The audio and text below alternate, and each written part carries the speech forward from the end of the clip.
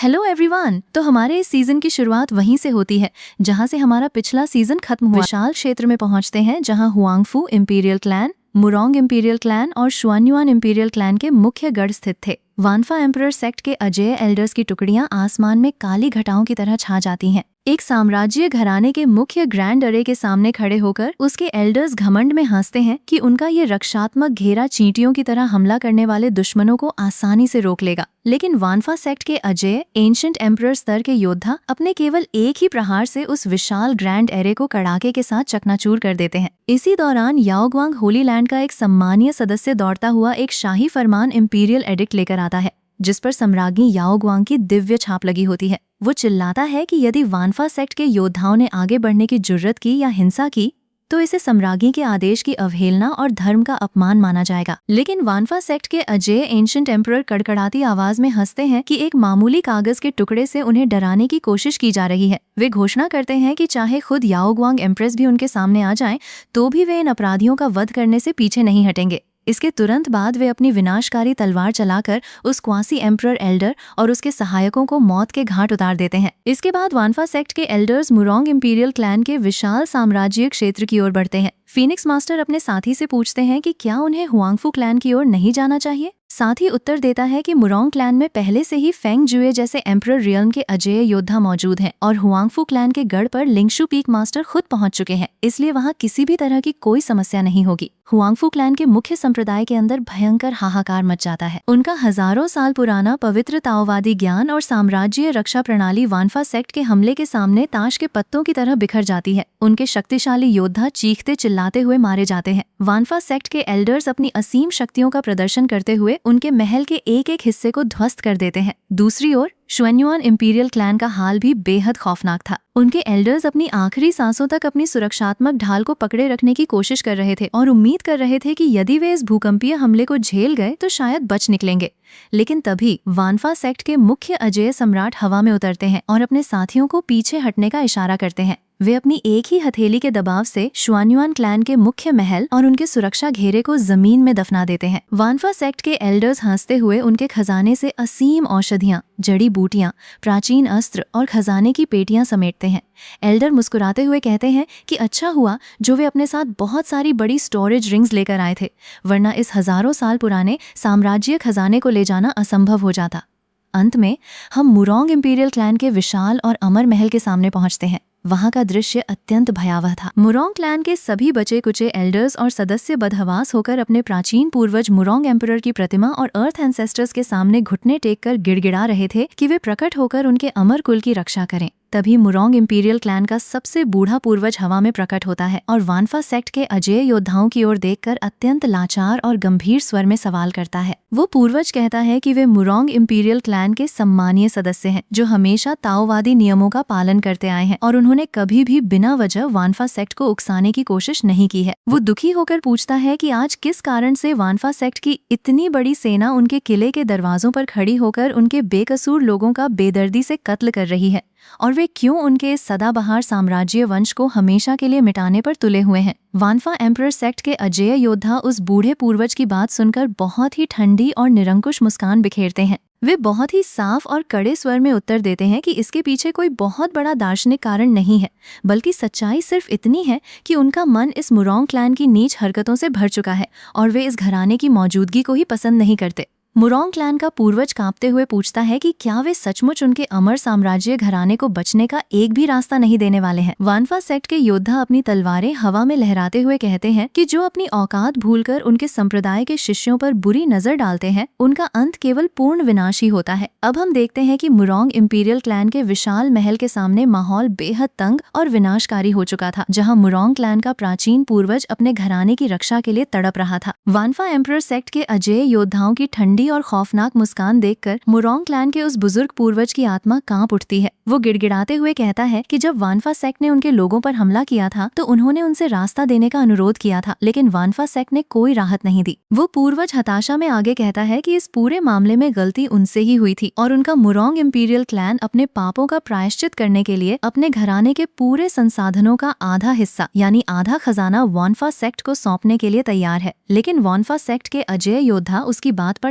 ठहाका लगाते हुए ठुकरा देते हैं। वे कहते हैं कि पश्चिमी क्षेत्र की पूरी संपत्ति और इलाका अब सिर्फ और सिर्फ वानफा एम्परर सेक्ट का है, इसलिए उन्हें मुरोंग क्लैन की दया या भीख के रूप में कुछ भी लेने की जरूरत नहीं है, क्योंकि वे सब कुछ खुद छीन चुके हैं। मुरोंग क्लैन का पूर्वज गुस्से और बेबसी में चिल्लाता है कि क्या वे सचमुच मुरोंग इंपीरियल क्लैन के साथ अपनी आखिरी सांस तक दुश्मनी निभाने का इरादा रखते हैं और क्या वे उन्हें बिल्कुल भी मौका नहीं देंगे। वानफा सेक्ट के योद्धा दहाड़ते हुए कहते हैं कि केवल इस बूढ़े पूर्वज का एक छोटा सा क्लोन ही नहीं, बल्कि अगर उसका असली शरीर भी यहाँ मौजूद होता तो भी वे मुरोंग क्लैन को पूरी तरह से मिटाकर ही दम लेते। इसके बाद वानफा सेक्ट के योद्धा उस पूर्वज को आसमान की ऊंचाइयों में ले जाकर उस पर खौफनाक हमला बोल देते हैं। युद्ध के दौरान मुरोंग क्लैन का वो पूर्वज चीखता है कि उसकी अमर बुनियाद को नष्ट करने, उसके वंश का नामो निशान मिटाने और उसके सम्मानीय घराने का अपमान करने का ये बदला कभी खत्म नहीं होगा। वो कसम खाता है कि जिस दिन उसकी आत्मा का असली रूप या ट्रू गॉड का अवतार वापस आएगा, वो वानफा सेक्ट के लोगों को एक एक करके 10 लाख टुकड़ों में काट डालेगा और उनकी आत्माओं को भस्म कर देगा। वो गर्जना करता है कि यदि वो वानफा सेक्ट का विनाश न कर सका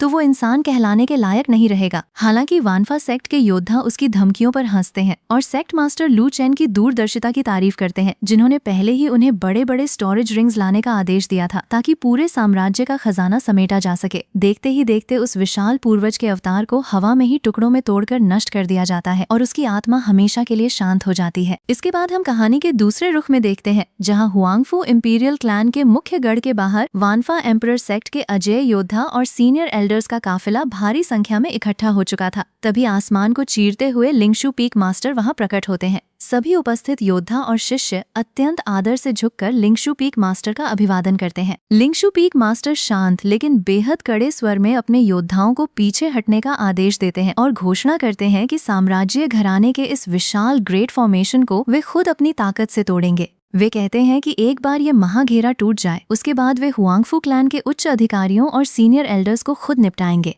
जबकि बाकी बचे छोटे मोटे सदस्यों और सैनिकों से निपटने का काम बाकी योद्धा कर सकते हैं। लिंगशू पीक मास्टर की असीम ऊर्जा को महसूस करके हुआंगफू क्लैन के अंदर छिपे हुए लोग घबरा जाते हैं। वे चिल्लाते हैं कि लिंगशू पीक मास्टर आ चुके हैं और वे उन्हें एक मामूली कीड़ों का झुंड समझ रहे हैं जो एक विशाल हाथी को रोकने की कोशिश कर रहा हो। हुआंगफू क्लैन के एल्डर्स बदहवास होकर अपने सैनिकों को चिल्लाकर आदेश देते हैं कि वे तुरंत ग्रेट फॉर्मेशन की मरम्मत करें और अपनी पूरी ताकत लगा दें, क्योंकि अगर ये ढाल टूट गई तो उनके घराने का नामो निशान मिट जाएगा। लेकिन लिंगशू पीक मास्टर के चेहरे पर एक ठंडी मुस्कान तैर जाती है। वे अपनी असीम साम्राज्यीय शक्ति को एक ही बिंदु पर केंद्रित करते हैं और ग्रेट फॉर्मेशन पर ऐसा भीषण प्रहार करते हैं कि पूरा आसमान दहल उठता है और वो पौराणिक ढाल कांच की तरह छिन्न भिन्न हो जाती है। इसके बाद भयंकर तबाही मच जाती है। लिंगशू पीक मास्टर अपने शिष्य ये युआन की ओर मुड़ते हैं और बहुत ही भावुक तथा कड़े स्वर में कहते हैं कि अतीत में इस नीच साम्राज्य घराने ने ये युआन और उसके परिवार को जितने भी दुख, दर्द और खून के आंसू दिए थे,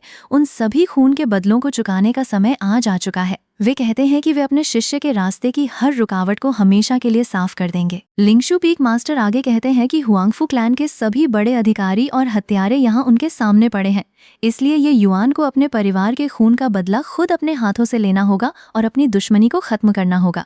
ये युआन आंख में आंसू और दिल में बदले की आग लिए अपने गुरु के चरणों में झुककर धन्यवाद देता है। ये युआन अपने परिवार के पूर्वज ये युआनटंग और अपनी स्वर्गीय आत्माओं को याद करते हुए चिल्लाता है कि आखिरकार हुआंगफू क्लैन का पतन का दिन आ ही गया और उनके परिवार का भयंकर खून का बदला आज पूरा होने जा रहा है। वो कहता है कि ये कत्लेआम उसके परिवार के उन हजारों बेकसूर सदस्यों की आत्माओं को शांति देगा जिन्हें रात के अंधेरे में बेदर्दी से मारा गया था। तभी अखाड़े के मलबे के बाहर झांक रहे 3 अनजान लोगों पर एल्डर्स की नजर पड़ती है। एल्डर्स अपनी तलवारें खींच लेते हैं और चिल्लाते हैं कि वे कौन 3 लोग हैं जो बाहर छुपकर इस तबाही को देख रहे हैं और क्या वे हुआंगफू क्लैन के बचे कुचे भागने वाले रेमनेंट सदस्य हैं। वे उन तीनों को पकड़कर मौत के घाट उतारने ही वाले होते हैं कि तभी उनमें से एक गिड़गिड़ाकर दया की भीख मांगता है और कहता है कि वे सीनियर योद्धाओं से प्रार्थना करते हैं कि उनकी जान बख्श दी जाए, क्योंकि वे हुआंगफू क्लैन के सदस्य बिल्कुल नहीं है। तभी ये युआन की नजर उन पर पड़ती है और वो चौंक जाता है। ये युआन आगे बढ़कर देखता है तो पाता है कि वे कोई और नहीं बल्कि उसके अपने ये परिवार के बचे कुचे जीवित सदस्य थे, उसका चचेरा भाई, उसकी चचेरी बहन और उसकी छोटी बहन येक्शुए। ये युआन हैरान होकर पूछता है कि वे सब यहाँ हुआंगफू क्लैन के इस तबाही वाले पैतृक निवास के आसपास क्या कर रहे हैं और वे अब तक कैसे जीवित रहे। ये युआन की बहन येक्शुए अपने भाई को देखकर रो पड़ती है और बताती है कि जब 5 साम्राज्य घरानों और पवित्र संप्रदायों के पतन की खबरें फैली तो उसने अपने गुरु से गिड़गिड़ाकर प्रार्थना की थी कि वो उसे हुआंगफू क्लैन के गढ़ तक ले जाएं। वो बताती है कि वो अब औपचारिक रूप से वानफा एम्परर सेक्ट की एक शिष्य बन चुकी है और उसने अपनी काबिलियत से अपने गुरु की छत्र छाया प्राप्त की है। ये युआन ये सुनकर बेहद खुश और भावुक हो जाता है कि उसकी बहन इतनी महान और शीर्ष अर्थ सेक्ट में शामिल हो चुकी है। उसके चचेरे भाई बताते हैं कि उन्होंने सुना था कि वानफा एम्परर सेक्ट इन अत्याचारी घरानों को पूरी तरह से मिटाने जा रहा है, इसलिए वे गुप्त रूप से इस क्षेत्र की बाहरी सीमा पर भाग कर आए थे ताकि वे अपनी आंखों से उस क्रूर हुआंगफू क्लैन को तबाह होते हुए देख सकें जिसने उनके हजारों अपनों को मारा था। ये युआन अपने आंसुओं को पोंछते हुए कहता है कि इस बात की चर्चा बाद में की जाएगी क्योंकि अब समय अपने हाथों से बदला लेने का है। वो कहता है कि चूंकि आज ये परिवार के चारों बचे कुचे सदस्य यहाँ एक साथ मिल चुके हैं, इसलिए वे चारों मिलकर खुद हमला करेंगे और उस नीच घराने के दुष्टों का सफाया करके अपने पूरे ये परिवार के खून का प्रतिशोध लेंगे। ये परिवार के बाकी सदस्य भी अपनी तलवारें निकाल लेते हैं और कहते हैं कि वे केवल इस विनाश को देखने आए थे, लेकिन आज उन्हें अपने हाथों से अपने दुश्मनों को काटने का मौका मिल रहा है। वे हुआंगफू क्लैन के गिड़गिड़ाते हुए एल्डर्स पर टूट पड़ते हैं और चिल्लाते हैं कि ये परिवार ने कभी उनका कुछ नहीं बिगाड़ा था। वे केवल किसी के गुलाम नहीं बनना चाहते थे, लेकिन इसके बदले हुआंगफू क्लैन के राक्षसों ने उनके पूरे वंश का कत्लेआम कर दिया था। वे एक एक प्रहार के साथ उन अत्याचारियों को वही खौफनाक दर्द चखाते हैं जो उनके ये परिवार ने सालों पहले सहा था। हुआंगफू क्लैन के बड़े अधिकारी तड़पते हुए पछतावा करते हैं कि काश उन्होंने उस रात ये परिवार के इन छोटे बच्चों को भी न छोड़ा होता और उन्हें भी मार डाला होता, लेकिन अब देर हो चुकी थी। देखते ही देखते ये परिवार के चारों सदस्यों ने अपने मुख्य दुश्मनों को गाजर मूली की तरह काटकर अपने बदले की आग को शांत कर लिया। इसके बाद जब पूरा मैदान शांत हो जाता है और हुआंगफू क्लैन का पूरा महल मलबे में तब्दील हो जाता है तो वानफा सेक्ट के एल्डर्स हंसते हुए इकट्ठा होते हैं। वे कहते हैं कि ये लड़ाई बहुत जल्दी खत्म हो गई और उन्हें अपनी पूरी ताकत दिखाने का मौका भी नहीं मिला। वे मजाक में कहते हैं कि काश इन साम्राज्य घरानों के पुराने सम्राट जल्दी वापस आ जाते ताकि उन्हें कुछ असली चुनौती मिलती। लिंगशु पीक मास्टर मुस्कुराते हुए अपने योद्धाओं की तारीफ करते हैं जिन्होंने हुआंगफू क्लैन के पूरे साम्राज्य खजाने को छांट कर साफ कर दिया था और एक बाल भी पीछे नहीं छोड़ा था। इसके बाद लिंगशु पीक मास्टर अपने दल को वापस अपने मुख्य संप्रदाय वानफा एम्परर सेक्ट की ओर लौटने का आदेश देते हैं। तभी उनकी शिष्या ये जी आगे आती है और बहुत ही आदर और हिचकिचाहट के साथ अपने गुरु लिंगशु पीक मास्टर के सामने घुटने टेक कर एक हार्दिक विनती करती है। ये जी अपने गुरु से रोते हुए प्रार्थना करती है कि उसके उन तीनों चचेरे भाइयों और बहनों को भी अपने साथ वानफा एम्परर सेक्ट में ले जाया जाए ताकि वे सब एक साथ रह सकें। लेकिन उसके चचेरे भाई अपनी बहन को तुरंत रोकते हैं और कहते हैं कि वे अपने गुरु को धर्म संकट में न डाले क्योंकि वे जहां भी रहेंगे खुश रहेंगे। लिंगशु पीक मास्टर मुस्कुराते हुए ये जी को उठने का आदेश देते हैं और बहुत ही शांत तथा गंभीर स्वर में वानफा सेक्ट के अटूट नियमों को समझाते हैं। लिंगशु पीक मास्टर कहते हैं कि यद्यपि उसकी प्रतिभा और भावनाएं बहुत अच्छी हैं,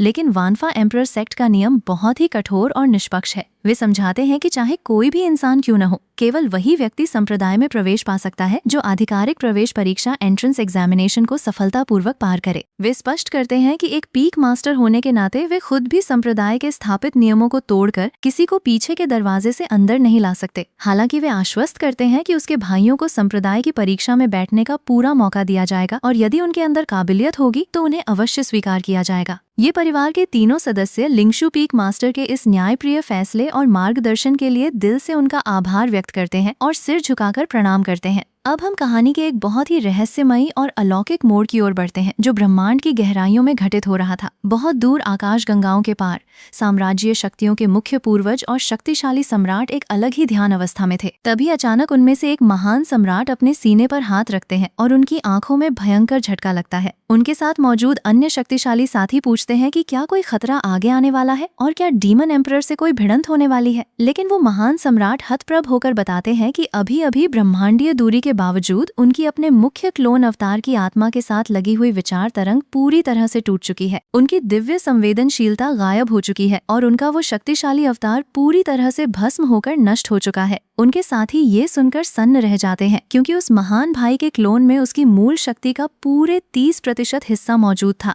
जिसे पीकवासी एम्परर स्तर का कोई भी योद्धा हिला तक नहीं सकता था। उसे पूरी तरह से मिटा देना तो बहुत दूर की बात थी। वे घबराकर पूछते हैं कि आखिर वो किसकी बची कुची आत्मा या अलौकिक शक्ति थी जिसने इतने शक्तिशाली अवतार को एक झटके में तबाह कर दिया। वो सम्राट बताते हैं कि नष्ट होने से ठीक पहले उनका अवतार केवल 2 ही गुप्त नाम वापस संदेश के रूप में भेज सका था। पहला नाम था वानफा सेक्ट और दूसरा नाम था एंशिएंट एम्परर। वे आपस में उलझन में पड़ जाते हैं कि ये वानफा सेक्ट आखिर किस बला का नाम है और ये एंशिएंट एम्परर कौन है, जिसके बारे में उन्होंने आज तक इस आकाशगंगा में नहीं सुना था। लेकिन इससे पहले कि वे इस पहेली को सुलझा पाते, उनके शरीर में एक और भयंकर झटका लगता है। अचानक उनकी ब्लड लाइन कनेक्शंस में भयंकर कंपकंपी उठने लगती है। उन्हें महसूस होता है कि शुआनहुआंग कॉन्टिनेंट पर स्थित उनके तीनों मुख्य साम्राज्यीय घरानों हुआंगफू क्लैन, मुरोंग क्लैन और शुआनयुआन क्लैन के साथ कुछ बहुत ही विनाशकारी घटित हो चुका है। पूरे महाद्वीप की आभा मंडल में भयंकर फेरबदल हो चुका था। उसी पल उनके पास खड़ी एम्प्रेस याओग्वांग,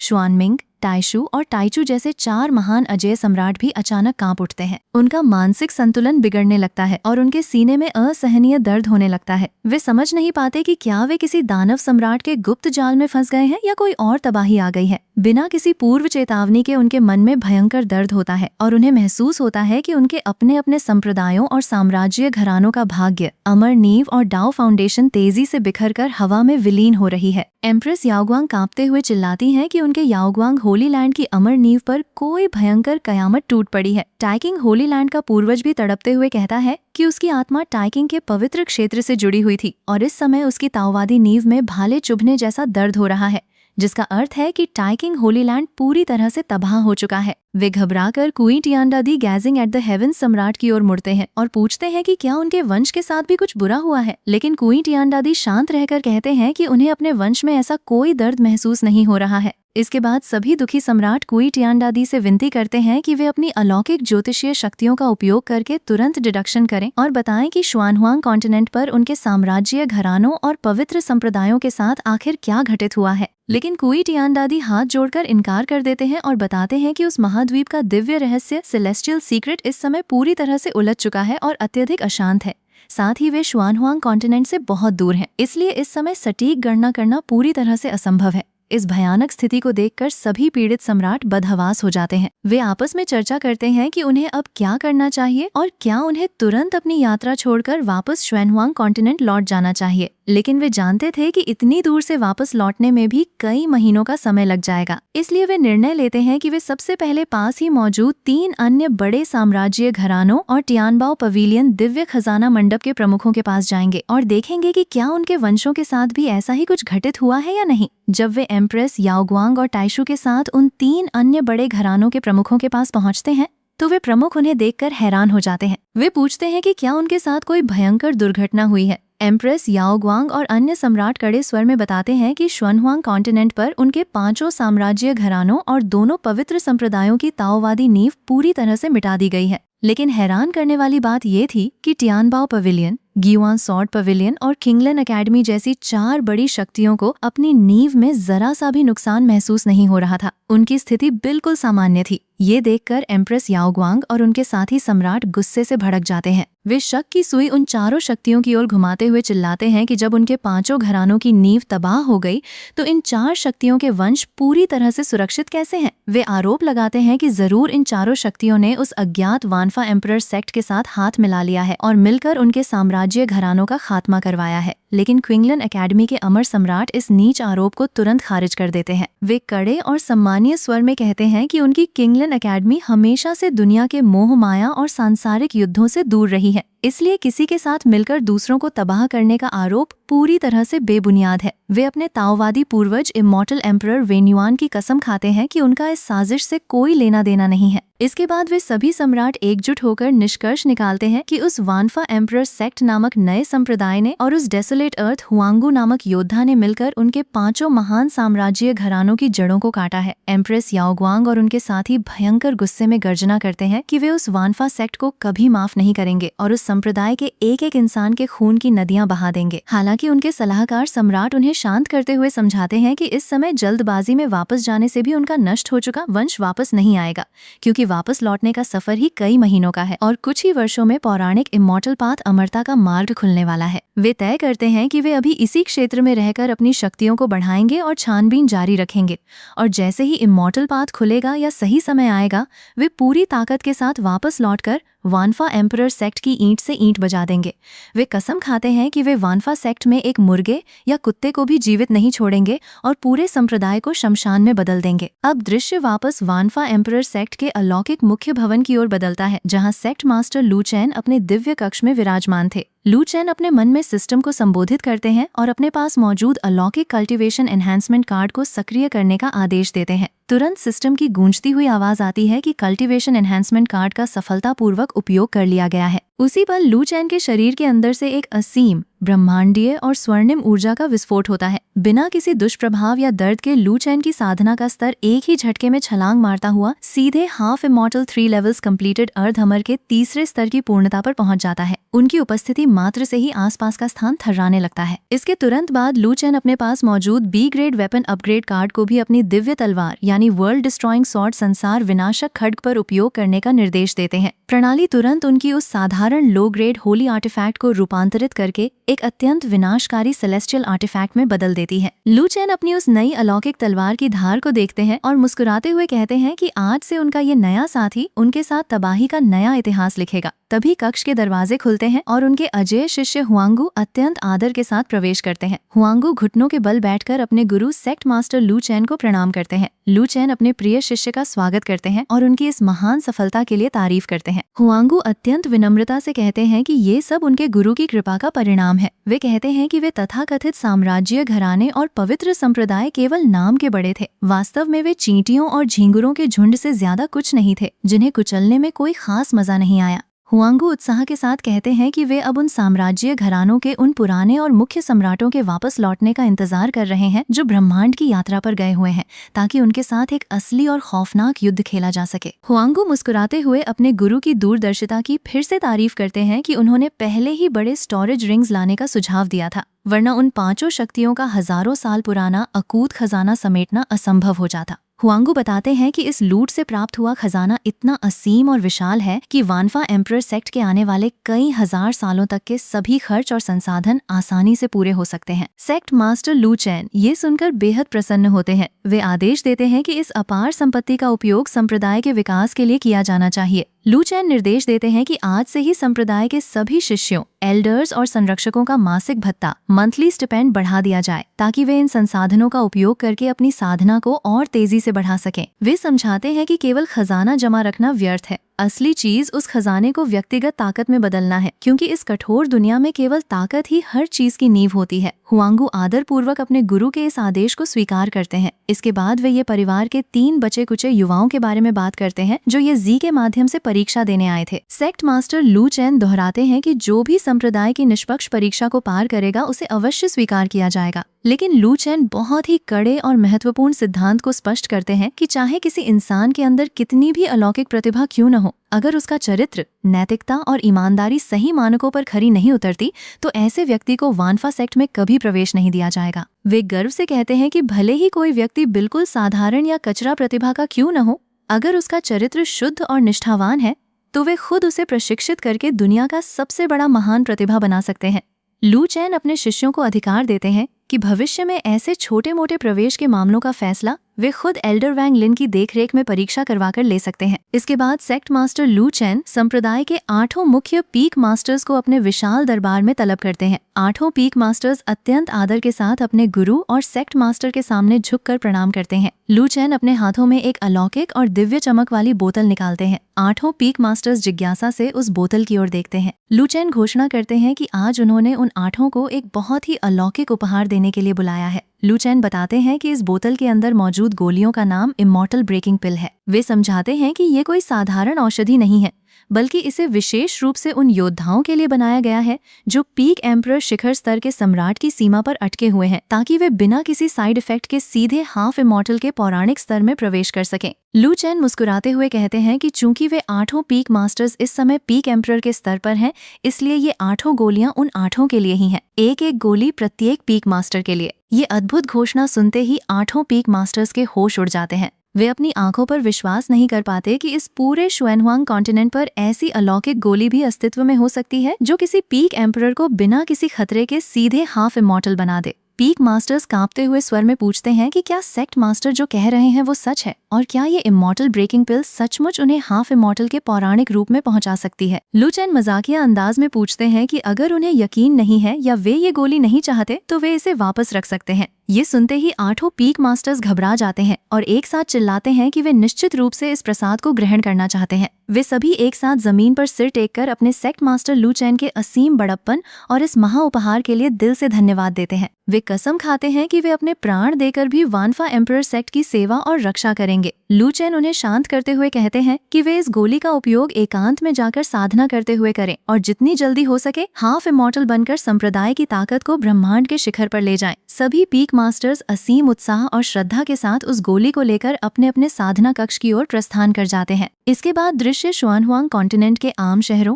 बाजारों और दूर दराज के इलाकों की ओर बदलता है, जहां वानफा एम्परर सेक्ट द्वारा 5 साम्राज्य घरानों के विनाश की खबर जंगल की आग की तरह फैल चुकी थी। आम लोग, व्यापारी, छोटे संप्रदायों के साधक और आम योद्धा चायखानों और चौराहों पर केवल इसी महाघटना की चर्चा कर रहे थे। एक साधारण साधक आंखें फाड़कर अपने साथियों को बता रहा था कि उसने सुना है कि वानफा एम्परर सेक्ट की ताकत इतनी खौफनाक और असीम है कि वे आसमान में उड़ सकते हैं और जमीन में धंस सकते हैं और उनके एक ही उंगली के इशारे से हजारों साल पुराना साम्राज्य घराना पलक झपकते ही भस्म हो गया। दूसरा साधक अपनी बात जोड़ते हुए कहता है कि ये सब उन 5 साम्राज्य घरानों की नीच साजिश का नतीजा था, क्योंकि वे वानफा सेक्ट के छोटे शिष्यों की सुप्रीम बोन और डबल प्यूपिल्स को धोखे से छीनना चाहते थे। लेकिन जब वानफा सेक्ट के अजेय सम्राट को इस बात का पता चला तो उन्होंने जाकर उनका नामो निशान मिटा दिया। तभी एक तीसरा चालाक साधक उनकी बात काटते हुए हंसता है और कहता है कि उनकी जानकारी बहुत पुरानी हो चुकी है। वो दावा करता है कि उसने अंदर की खबर सुनी है कि उन 5 शक्तियों को मिटाने के लिए पूरी सेना भी नहीं गई थी, बल्कि वानफा सेक्ट के केवल 5 मुख्य युवा शिष्यों ने ही अकेले दम पर उन 5 साम्राज्य घरानों को कुचल कर रख दिया। लेकिन पास ही बैठी एक गप्पी बूढ़ी औरत चबाते हुए चिल्लाती है कि वे सब मूर्ख हैं और असली सच्चाई केवल उसे पता है, क्योंकि उसकी जान पहचान वानफा सेक्ट के एक बाहरी एल्डर से है। वो बूढ़ी औरत बेहद चटकारे लेकर कहानी सुनाती है कि वास्तव में जिस छोटी बच्ची को उन साम्राज्य घरानों ने डराने की कोशिश की थी वो कोई और नहीं बल्कि खुद वानफा एम्परर सेक्ट के अजेय सेक्ट मास्टर की सगी बेटी थी। वो कहती है कि अपनी नन्ही बेटी पर उंगली उठते ही सेक्ट मास्टर का गुस्सा 7वें आसमान पर पहुंच गया और उन्होंने अपने संप्रदाय से पूरे 10 ग्रेट एम्परर्स और 50 क्वासी एम्परर्स की विशाल सेना भेजकर उन 5 घरानों की एक एक ईंट उखाड़ फेंकी। ये अफवाह सुनकर पास खड़ा एक अन्य वरिष्ठ योद्धा हंसने लगता है और कहता है कि ये सब मनगढ़ंत बातें हैं। वो बताता है कि असली सच्चाई ये है कि सेक्ट मास्टर लू चेन ने अपने अमर पर्वत पर बैठे बैठे केवल अपनी एक उंगली उठाई थी और आसमान से एक विशाल पूरे आकाश को ढकने वाली उंगली स्काई कवरिंग फिंगर नीचे गिरी, जिसने एक ही झटके में उन 5 साम्राज्य घरानों के महलों को जमीन के अंदर दफना दिया। वो कसम खाकर कहता है कि उसने अपनी आंखों से उस विशालकाय उंगली को आसमान से गिरते हुए देखा था। इस सब चर्चाओं के बीच एक साधक सवाल उठाता है कि अगर वानफा सेक्ट ने सब कुछ तबाह कर दिया है तो फिर बाकी बची शक्तियों में से टियानबाओ पैविलियन दिव्य खजाना मंडप अभी भी कैसे खुला हुआ है और अपना व्यापार कर रहा है। दूसरा साधक उसे समझाता है कि टियानबाओ पैविलियन बहुत समझदार और अमीर था। उसने सबसे पहले जाकर वानफा सेक्ट को भारी सुरक्षा कर प्रोटेक्शन मनी चुका दिया था, इसलिए उन्हें छूट मिल गई। अफवाहें चाहे कितनी भी अजीब और बढ़ा चढ़ाकर क्यों न हो, लेकिन पूरे शुआनहुआंग कॉन्टिनेंट के लोगों की नज़र में वानफा एम्परर सेक्ट अब केवल एक साधारण साम्राज्य संप्रदाय नहीं रहा था, बल्कि वो प्राचीन काल से लेकर आज तक का इस पूरे महाद्वीप का नंबर 1 अजेय अमर संप्रदाय, नंबर 1 इमॉर्टल सेक्ट बन चुका था। पूरे महाद्वीप का इतिहास हमेशा के लिए बदल चुका था। अब हम कहानी के एक बिल्कुल नए और संकटपूर्ण मोड़ में प्रवेश करते हैं, जो एक दूर दराज के छोटे से शहर शाओकांग सिटी में घटित हो रहा था। रात के अंधेरे में शांगवू डायनेस्टी के क्रूर सैनिकों और जांच इंस्पेक्टर्स का एक दल गुप्त रूप से उस छोटे शहर को चारों ओर से घेर रहा था। शांगवू डायनेस्टी का एक मुख्य उच्च अधिकारी बहुत ही गुस्से में अपने नीचे के कमांडरों पर चिल्ला रहा था। वो कड़े स्वर में कहता है कि अगर वो खुद यहाँ न आता तो ये निकम्मे लोग उस यूलन डायनेस्टी की बची कुची राजकुमारी यूलन रेमनेंट को कभी नहीं पकड़ पाते। वो अधिकारी डांटते हुए कहता है कि उसने सुना है कि वो भगौड़ी लड़की पहले भी 2 बार उनके जाल से बचकर भाग चुकी है और उसके मातहत पूरी तरह से नाकारा और बेकार साबित हुए हैं। निचला कमांडर कांपते हुए अपनी सफाई देता है कि वे नाकाबिल नहीं है, बल्कि वो यूलन की राजकुमारी, जिसका असली नाम सिया नियांग्क्यू था, बहुत ही अजीब और रहस्यमयी शक्तियों की मालिक। अब दृश्य वापस वानफा एम्परर सेक्ट के अलौकिक और शांत मुख्य महल की ओर बदलता है, जहाँ सेक्ट मास्टर लू चैन अपने सिंहासन पर आराम से बैठे हुए थे। उनकी सेवा में लगी उनकी मुख्य दासी, जो सेंट रियम पर पहुंच चुकी थी, बहुत ही सलीके से लू चैन के लिए ताज़ा अलौकिक चाय बनाकर लाती है। लू चैन चाय की चुस्की लेते हैं और मुस्कुराते हुए उसकी तारीफ करते हैं कि उसकी चाय बनाने की कला दिन ब दिन निखरती जा रही है। हालांकि लू चैन मजाकिया और कड़े अंदाज में कहते हैं कि भले ही वो सेंट रियम संत स्तर पर पहुंच चुकी है, लेकिन अभी भी उनकी मुख्य दासी बनने के लिए उसकी साधना थोड़ी कम है। लू चैन उसे सुझाव देते हैं कि जब भी उसे समय मिले, वो संप्रदाय के इवोल्यूशन पूल विकास कुंड में जाकर अपनी आत्मा और शरीर को परिष्कृत करे, ताकि वो अपने साधारण शरीर को एक अलौकिक सेक्रेड बॉडी, पवित्र दिव्य ढांचा में बदल सके। वो दासी असीम कृतज्ञता के साथ झुककर अपने सेक्ट मास्टर का आभार व्यक्त करती है और कसम खाती है कि वो और अधिक मेहनत से साधना करेगी। वो दासी लू चैन को सूचित करती है कि उनके अधीन आने वाली 100 फ्लावर्स वैली 100 फूलों की घाटी के 2 और नए सीनियर एल्डर्स साधना और प्रशिक्षण के लिए वानफा सेक्ट में आए हैं। वो बताती है कि उनके वैली मास्टर और एंसेस्टर पहले से ही सेंट रियम के मध्य चरण में हैं और अब एल्डर ल्यू के भी संत बनने के बाद 2 और एल्डर्स को भेजा गया है, ताकि 100 फ्लावर्स वैली की सांस्कृतिक विरासत और नींव और मजबूत हो सके। वो आगे बताती है कि घाटी की 7 फीमेल डिसाइपल्स संप्रदाय के अंदर रहकर ज्ञान अर्जित कर रही हैं। लू चैन इस व्यवस्था से काफी प्रसन्न होते हैं और निर्देश देते हैं कि उन महिला शिष्याओं को खाली समय में संप्रदाय के ज्यादा से ज्यादा मिशंस कार्यभार पूरे करने चाहिए, ताकि वे कंट्रीब्यूशन पॉइंट्स योगदान अंक कमा सकें और साधना टावर कल्टीवेशन टावर में जाकर तेजी से प्रगति कर सकें। सेक्ट मास्टर लू चैन एक और बड़ा फैसला लेते हुए कहते हैं कि चूंकि उन्होंने हाल ही में 5 साम्राज्य घरानों का विनाश किया है और वहां से हजारों प्राचीन साम्राज्य शास्त्र, इंपीरियल स्क्रिप्चर्स और पवित्र कलाएं लाए हैं, इसलिए वे 100 फ्लावर्स वैली को एक विशेष छूट देंगे। लू चैन घोषणा करते हैं कि उस दासी के वेतन से केवल 1 साल का मामूली संप्रदाय वेतन काटकर उसे संप्रदाय के विशाल लाइब्रेरी से एक इंपीरियल स्क्रिप्चर सम्राट शास्त्र, 5 great holy laws, 5 holy kings law और 10 होली मैन्स लॉ की प्रतियां कॉपीज बनाकर अपनी 100 फ्लावर्स वैली की नींव को मजबूत करने की अनुमति दी जाती है। वो दासी ये अलौकिक उपहार सुनकर खुशी से कांप उठती है और बार बार झुककर अपने सेक्ट मास्टर का धन्यवाद करती है। लू चैन मुस्कुराते हुए सोचते हैं कि यदि पुस्तकालय में रखे ये हजारों साम्राज्य शास्त्र बाहर की दुनिया में उजागर हो जाएं, तो पूरे महाद्वीप में खून की नदियां बह जाएंगी, लेकिन अपने वफादार सहयोगियों को मजबूत करने के लिए इनका उपयोग करना एक बहुत ही उत्तम विचार है। तभी अचानक सेक्ट मास्टर लू चैन के दिमाग में प्रणाली सिस्टम की एक बहुत ही गंभीर और कड़क आवाज गूंज उठती है। सिस्टम घोषणा करता है, डिंग, नया अलौकिक मिशन जारी किया जाता है। कृपया तुरंत स्पिरिट वर्ल्ड आध्यात्मिक दुनिया में जाएं और एक अत्यंत योग्य शिष्य को संप्रदाय में भर्ती करें। मिशन पूरा करने पर होस्ट को एक विशेष अप्रेंटिस रिक्रूटमेंट रिवॉर्ड पैक प्राप्त होगा। सेक्ट मास्टर लू चैन ये मिशन सुनकर मन ही मन सिस्टम पर झुंझला उठते हैं। लू चैन अपने मन में कहते हैं कि सिस्टम बहुत ही कंजूस और परेशान करने वाला है, क्योंकि स्पिरिट वर्ल्ड में जाने के लिए भयंकर स्पेशल बैरियर्स, अंतरिक्षीय रुकावटों को पार करना पड़ता है। वे सोचते हैं कि भले ही वे अब एक हाफ इमॉर्टल अर्ध अमर बन चुके हैं, फिर भी पूरी गति से यात्रा करने पर भी स्पिरिट वर्ल्ड तक पहुंचने में उन्हें कई दिनों का समय लग जाएगा। लेकिन प्रणाली तुरंत उत्तर देती है, होस्ट कृपया निश्चिंत रहें, इस समस्या के समाधान के लिए प्रणाली आपको 2 अलौकिक मिरर ब्रेकिंग टालिस्मान्स दर्पण तोड़क ताबीज प्रदान कर रही है। लू चैन पूछते हैं कि इस मिरर ब्रेकिंग टालिस्मान की खासियत क्या है। सिस्टम समझाता है कि ये ताबीज किसी भी स्थान या ब्रह्मांडीय रुकावट को एक ही पल में फाड़कर होस्ट को सीधे स्पिरिट वर्ल्ड के उस सटीक स्थान पर पहुंचा सकता है। लू चैन मुस्कुराते हुए कहते हैं कि चलो, सिस्टम के अंदर थोड़ी दया तो बची है। लेकिन तभी प्रणाली अचानक बहुत ही हड़बड़ी और गुस्से भरे स्वर में चिल्लाती है, होस्ट जल्दी कीजिए और तुरंत रवाना होइए। अगर आपने 1 सेकंड की भी देरी की तो आपको वहाँ केवल उस भावी शिष्य की लाश उठाने को मिलेगी। धिक्कार है। लू चैन चौंक जाते हैं और अपने मन में चिल्लाते हैं कि क्या सिस्टम उनके साथ मजाक कर रहा है, जो किसी इंसान की जिंदगी और मौत के आखिरी मोड़ पर उन्हें शिष्य बनाने के लिए भेज रहा है। इसके बाद लू चैन बिना एक पल गंवाए उस मिरर ब्रेकिंग टालिस्मान को सक्रिय करते हैं। एक भयंकर स्वर्णिम रोशनी का विस्फोट होता है और लू चैन का शरीर वानफा सेक्ट के कक्ष से गायब होकर सीधे स्पिरिट वर्ल्ड के उस नाकाबंदी वाले शाओकांग सिटी के ऊपर आसमान में चीरता हुआ उतरता है। उस समय शाओकांग सिटी की एक संकरी और अंधेरी गली में भयंकर नजारा था। शांगवू डायनेस्टी के खूंखार सैनिक और जांच अधिकारी शिया नियांग्क्यू को पूरी तरह से घेर चुके थे। शिया नियांग्क्यू खून से लथपथ जमीन पर गिरी हुई थी, उसकी सांसें उखड़ रही थीं और उसकी तलवार टूट चुकी थी। शांगवू डायनेस्टी का अधिकारी क्रूरता से हंसते हुए तंज कसता है कि यूलन डायनेस्टी की सबसे छोटी राजकुमारी, जो अंतरिक्ष में भागने में सबसे माहिर मानी जाती थी, आज अपनी बुद्धि और शक्तियों के आखिरी छोर पर पहुंच चुकी है।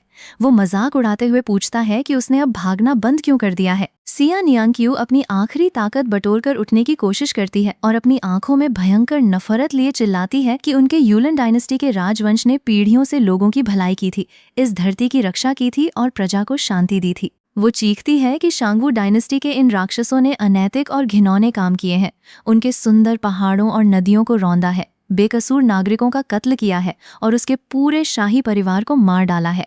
वो कहती है कि इन हत्यारों के पाप इतने भयंकर हैं कि धरती और आसमान भी इन्हें कभी माफ नहीं करेंगे और ये सब कुत्ते की मौत मरेंगे। लेकिन शांगवू डायनेस्टी का अधिकारी अट्टहास करते हुए हंसता है। वो कहता है कि इस अराजक दुनिया में हमेशा से केवल एक ही नियम चला है, कमजोर पर शक्तिशाली का राज।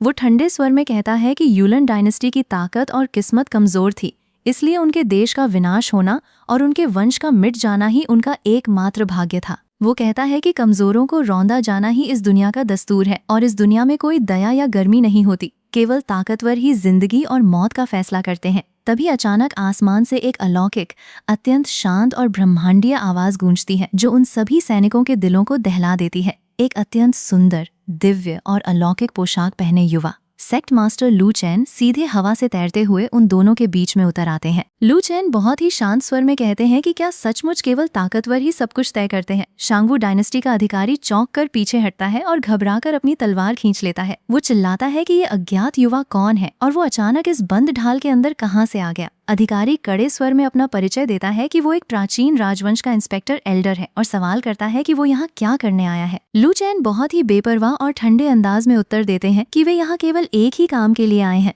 एक योग्य शिष्य को अपने संप्रदाय में भर्ती करने, टेकिंग ऑन अ डिसाइपल के लिए। ये अजीब उत्तर सुनकर वो अधिकारी और उसके सैनिक सन्न रह जाते हैं। वे समझ नहीं पाते कि ये रहस्यमयी युवा, जो हवा में बिना किसी सहारे के तैर रहा है और जिसकी साधना की गहराई नापना असंभव है, वो इस कत्लेआम के बीच शिष्य ढूंढने की बात क्यों कर रहा है। घायल पड़ी राजकुमारी शिया नियांग्क्यू भी अपनी धुंधली आंखों से इस अलौकिक युवा को देखती है। शांगवू डायनेस्टी का अधिकारी अपनी झिझक को छुपाते हुए कड़े स्वर में कहता है कि इस युवा का शिष्य बनाना उसका व्यक्तिगत मामला है, जिसमें वे हस्तक्षेप नहीं करना चाहते। लेकिन वो चेतावनी देता है कि वो युवा तुरंत इस स्थान से हट जाए और उनके शाही कोर्ट के गंभीर अपराधियों और पिछले राजवंश के बचे कुचे अवशेषों को पकड़ने के काम में बाधा न डाले। इसी बीच सेक्ट मास्टर लू चैन अपने मन में प्रणाली को आदेश देते हैं कि वो उस घायल लड़की की पूरी जानकारी इन्फॉर्मेशन स्कैन उन्हें प्रदान करे। तुरंत सिस्टम की गूंजती हुई आवाज आती है। नाम शिया नियांग्क्यू, उम्र 17 वर्ष, साधना स्तर late stage of foundation establishment. लू चैन ये स्कैन रिपोर्ट देखकर मन ही मन मुस्कुराते हैं और सोचते हैं कि ये लड़की सचमुच एक अद्भुत और अनमोल हीरा है, जिसकी मिसाल मिलना मुश्किल है। लू चैन आगे बढ़ते हैं और सीधे उस घायल राजकुमारी सिया नियांग्क्यू की ओर देखते हैं। लू चैन बहुत ही सौम्य और अजेय स्वर में कहते हैं कि उस नन्ही लड़की के पास एक असाधारण शारीरिक क्षमता, अद्भुत ताओवादी गुण और असीम प्रतिभा मौजूद है। लू चैन सीधे सवाल करते हैं कि क्या वो उनकी मुख्य शिष्या बनने के लिए तैयार है। आसपास खड़े शांगवू डायनेस्टी के सैनिक और अधिकारी ये देखकर दंग रह जाते हैं। वे आपस में फुसफुसाते हैं कि क्या ये अज्ञात युवा पूरी तरह से पागल हो चुका है, जो साम्राज्य फरमान द्वारा घोषित एक सबसे बड़े भगोड़े अपराधी को खुलेआम अपना शिष्य बनाने का प्रस्ताव दे रहा है। वे सोचते हैं कि क्या उसे खुद पूरे राजवंश का वांछित अपराधी बनने का डर नहीं है। जमीन पर पड़ी सिया नियांग्क्यू भी हैरान होकर पूछती है कि क्या सचमुच आपका शिष्य बनने से वो इतनी शक्तिशाली बन सकती है कि अपना बदला ले सके। सेक्ट मास्टर लू चैन अपनी असीम साम्राज्य आभा को हल्का सा प्रकट करते हैं और बहुत ही शांत लेकिन ब्रह्मांडीय विश्वास के साथ कहते हैं कि यदि वो आज उनकी शिष्या बनती है तो वे उसे इस पूरी दुनिया के सबसे ऊंचे शिखर पर पहुंचा देंगे और उसे शुआनहुआंग कॉन्टिनेंट तथा पूरे ब्रह्मांड हेवेंस एंड मिरियाड रियम्स के सबसे शक्तिशाली योद्धाओं में से एक बनाएंगे। शांगवू डायनेस्टी का अधिकारी गुस्से से लाल पीला हो जाता है। वो चिल्लाता है कि वो अज्ञात युवा गलतफहमी में जी रहा है, क्योंकि ये शुआनहुआंग कॉन्टिनेंट नहीं है जिसकी वो बात कर रहा है, बल्कि ये स्पिरिट वर्ल्ड आध्यात्मिक दुनिया है जहां उनके प्राचीन राजवंश का अखंड राज चलता है। वो अधिकारी अपनी तलवार लू चेन की ओर तानते हुए गर्जना करता है कि ये लड़की उनके सम्राट के सीधे आदेश द्वारा एक वांछित अपराधी है और उसे अपना शिष्य बनाने का प्रयास करना सीधे उनके पूरे प्राचीन राजवंश के खिलाफ युद्ध की घोषणा करना है। वो अधिकारी धमकी देता है कि क्या उस युवा ने इस दुस्साहस के खौफनाक परिणामों के बारे में सोच लिया है। घायल राजकुमारी सिया नियांग्क्यू भी दुखी होकर लू चेन की ओर देखती है और बहुत ही निस्वार्थ भाव से कहती है कि वो अधिकारी सच कह रहा है। वो बताती है कि वो एक नष्ट हो चुके राजवंश की अभागी अवशेष है जिसे पूरी दुनिया में प्रताड़ित किया जा रहा है, और अगर ये अलौकिक युवा उसे अपनी शिष्या बनाएगा तो इससे केवल उस पर भी विपत्तियों का पहाड़ टूट पड़ेगा और पूरा साम्राज्य उसके पीछे पड़ जाएगा। सिया नियांग्क्यू आंसुओं के साथ विनती करती है कि वो युवा उसे उसके हाल पर छोड़कर तुरंत यहाँ से चला जाए और उसकी वजह से अपने प्राण खतरे में न डाले। लेकिन सेक्ट मास्टर लू चेन के चेहरे पर एक अत्यंत ठंडी, घमंडी और अजेय मुस्कान छा जाती है। वे उस साम्राज्य अधिकारी और उसके सैकड़ों सैनिकों की ओर एक तुच्छ कीड़े की तरह देखते हैं। लू चेन कड़े और कड़कड़ाते स्वर में कहते हैं कि चींटियों का एक छोटा सा झुंड उन्हें धमकी देने का दुस्साहस कर रहा है। इसके बाद वे सिया नियांग्क्यू की आंखों में आंखें डालकर देखते हैं और पूछते हैं कि क्या वो हमेशा के लिए इस तरह छुप छुप कर जीना चाहती है, दुनिया द्वारा प्रताड़ित होना चाहती है, राजवंश द्वारा शिकार बनना चाहती है और अपनी किस्मत के हाथों खिलौना बने रहना चाहती है। लू चेन गर्जना करते हुए कहते हैं कि यदि वो इस दर दर भटकने वाली भयानक जिंदगी से आजिज़ा आ चुकी है, यदि वो अपने पैरों की बेड़ियों को तोड़कर आजाद होना चाहती है, तो उसके पास उस स्तर की साधना और असीम ताकत होनी चाहिए। लू चेन उस अधिकारी की ओर घूरते हुए कहते हैं कि एक मामूली और घटिया राजवंश की इतनी औकात नहीं है कि वो उनके फैसलों पर सवाल उठा सके या उनकी राह में आ सके। लू चेन अपनी हथेली आगे बढ़ाते हैं और सिया नियांग्क्यू से कहते हैं कि वो उनका हाथ थामे और उनके साथ चले। अब हम देखते हैं कि शाओकांग सिटी की उस धूल भरी और लहूलुहान संकरी गली में जहां भयंकर और खौफनाक सन्नाटा छाया हुआ था, वहां सेक्ट मास्टर लू चेन अपनी असीम और अजेय अलौकिक क्षमता के साथ हवा में तैरते हुए खड़े थे। उनकी दिव्य आंखों में ब्रह्मांड की गहराई और एक अटूट विश्वास झलक रहा था। लू चेन अपनी सामने खड़ी लहूलुहान और बेबस सिया नियांग्क्यू की ओर देखते हैं और बहुत ही शांत, सौम्य और सम्मोहक स्वर में उससे पूछते हैं कि क्या वो अब सचमुच उनकी शिष्या बनने के लिए पूरी तरह से तैयार है। वे उससे बहुत ही कड़े और स्पष्ट शब्दों में कहते हैं कि यदि वो इस क्षण से उनका हाथ थामती है और उनकी मुख्य शिष्या बनने को स्वीकार करती है तो वो परम ताओवादी मार्ग यानी सुप्रीम पाथ की ओर अपने कदम बढ़ाएगी। लू चेन उसे भरोसा दिलाते हैं कि आज के बाद से उसकी अपनी किस्मत की बागडोर पूरी तरह से उसके खुद के हाथों में होगी और इस विस्तृत ब्रह्मांड या किसी भी लोक में कोई भी दुष्ट साम्राज्य या अजेय योद्धा कभी दोबारा उस पर हमला करने, उसका अपमान करने, उसे प्रताड़ित करने या उसके खून का प्यासा होकर उसका शिकार करने की हिम्मत नहीं कर पाएगा। सिया नियांग्क्यू, जो अब तक अपने परिवार के कत्लेआम के दर्द, भयंकर अकेलेपन और भाग दौड़ भरी भयानक जिंदगी से पूरी तरह टूट चुकी थी, वो सेक्ट मास्टर लू चेन के इन ब्रह्मांडीय शब्दों को सुनकर अंदर तक हिल जाती है। उसकी आंखें भर आती हैं और दिल में आशा की एक नई किरण जाग उठती है। वो बिना एक पल का भी विलंब किए अपने जख्मी घुटनों के बल जमीन पर झुक जाती है और अपना सिर सम्मान से झुकाते हुए बेहद भावुक और गड़गड़ाहट भरे स्वर में कहती है कि वो दिल से लू चेन की शिष्या बनने के लिए तैयार है। वो नम आंखों से घोषणा करती है कि शिष्या सिया नियांग्क्यू आज से अपने पूज्य मास्टर के चरणों में समर्पित होती है और उन्हें अपने सच्चे गुरु के रूप में स्वीकार करती है। पलक झपकते ही लू चेन अपनी अलौकिक शक्ति से स्थान को फाड़ते हुए सिया नियांग्क्यू के साथ सीधे शांगवू डायनेस्टी के विशाल और भव्य शाही दरबार के ठीक सामने प्रकट हो जाते हैं।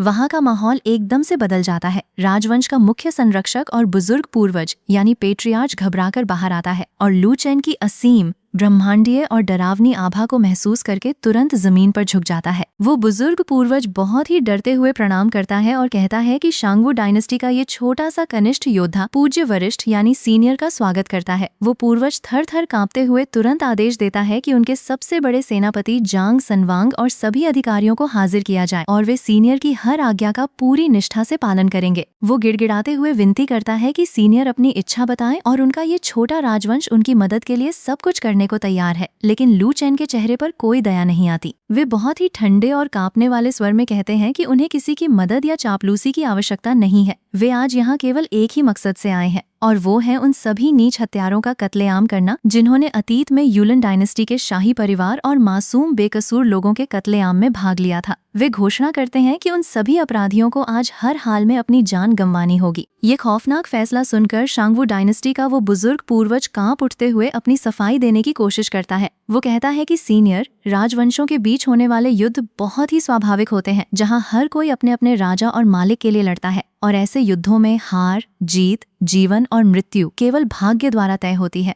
वो पूर्वज थोड़ा कड़े स्वर में बोलने की हिम्मत जुटाते हुए कहता है कि सीनियर का गुस्सा बहुत अधिक है और केवल एक पुराने युद्ध के कारण वे उनके राजवंश के सैकड़ों हजारों साधकों को मारना चाहते हैं।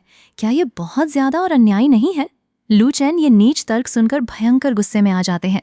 उनकी आवाज पूरे महल में बिजली की तरह कड़कती है। वे गर्जना करते हैं कि अत्यधिक और अन्यायी तो वो था जब इस राजवंश के दरिंदों ने यूलन डायनेस्टी के पूरे शाही घराने का बेदर्दी से कत्लेआम किया था, जब बेकसूर महिलाओं, मासूम बच्चों और बूढ़ों का खून सड़कों पर नदियों की तरह मीलों तक बह रहा था और उनका एक भी आंसू या दया का कतरा बहाए बिना उन्हें मार डाला गया था। लू चेन दहाड़ते हैं कि उस समय किसी ने ये क्यों नहीं कहा कि ये अत्याचार बहुत ज्यादा हो रहा है। इसके साथ ही लू चेन केवल अपनी उंगली का एक हल्का सा इशारा करते हैं और उस बुजुर्ग पूर्वज तथा सामने खड़े बड़े अधिकारियों का डैंटियन यानी साधना की मुख्य नाभि पलक झपकते ही फटकर पूरी तरह से नष्ट हो जाती है। वे चीखते हुए जमीन पर गिर पड़ते हैं और उनकी पूरी ताओवादी नींव हमेशा के लिए खत्म हो जाती है। इसके बाद पूरे शांगवू पैलेस में हाहाकार मच जाता है। लू चेन की वो एक ही थप्पड़ जैसी अदृश्य तरंग ये स्पष्ट कर देती है कि ये प्राचीन राजवंश अब पूरी तरह से तबाह हो चुका है और इसका पतन तय है। लू चेन बहुत ही शांत लेकिन विनाशकारी स्वर में पूरे साम्राज्य के महल में अपनी आवाज गूंजाते हैं। वे आदेश देते हैं कि जितने भी साधकों, सेनापतियों, अधिकारियों और योद्धाओं ने उस समय यूलन डायनेस्टी के शाही परिवार के नरसंहार में थोड़ा सा भी हिस्सा लिया था, वे तुरंत स्वयं आगे आएं और अपनी मौत को स्वीकार करें। वे कड़े स्वर में चेतावनी देते हैं कि जो खुद आकर अपनी गलती स्वीकार करेगा उसकी सजा केवल उसी तक सीमित रहेगी और वे उसके निर्दोष परिजनों या रिश्तेदारों पर कोई आंच नहीं आने देंगे। लेकिन यदि वे खुद ढूंढकर आत्मा की जांच यानी सोल सर्चिंग करेंगे और किसी छुपे हुए अपराधी को पकड़ेंगे तो वे उस अपराधी के पूरे वंश, खानदान और परिजनों का नामो निशान मिटाकर पूरे कुल का सफाया कर देंगे। लू चेन घोषणा करते हैं कि वे सभी को अपना पाप स्वीकार करने के लिए आखिरी मौका दे रहे हैं और वे केवल 10 तक गिनती गिनेंगे। वे कसम खाते हैं कि 10 की गिनती खत्म होने के बाद भी अगर कोई हत्यारा छुपा रहा तो वे खुद जाकर उसके पूरे परिवार को हमेशा के लिए मिटा देंगे। जैसे ही लू चेन की 10 तक की गिनती शुरू होती है, पूरे महल का माहौल डर और खौफ के चरम पर पहुंच जाता है। 10 की गिनती पूरी होने से पहले ही उन हत्यारे, अधिकारियों और सैनिकों के हौसले पूरी तरह टूट जाते हैं। वे जानते थे कि इस अलौकिक योद्धा के सामने छुपना पूरी तरह से असंभव है। तभी दर्जनों उच्च अधिकारी, खूंखार सेनापति और योद्धा कांपते हुए आगे आते हैं और जमीन पर गिरकर गिड़गिड़ाने लगते हैं। वे रोते हुए स्वीकार करते हैं कि सीनियर, अतीत में यूलन डायनेस्टी का कत्लेआम करना उनका बहुत बड़ा पाप था और वे आज अपने उस खूनी अपराध की पूरी सजा भुगतने और अपने प्राण त्यागने के लिए तैयार हैं। वे बस पैर पकड़कर प्रार्थना करते हैं कि सीनियर केवल उनके निर्दोष परिवारों, बच्चों और रिश्तेदारों को छोड़ दें, क्योंकि उनका इस खूनी साजिश में कोई हाथ नहीं था। वे कहते हैं कि वे अपने किए पर शर्मिंदा हैं और दया की भीख मांगते हैं। लू चेन अपनी अलौकिक शक्ति से उन सभी आत्मसमर्पण करने वाले अधिकारियों और सेनापतियों की साधना को एक ही झटके में पूरी तरह नष्ट कर देते हैं, जिससे वे सभी साधारण और असहाय इंसान बन जाते हैं।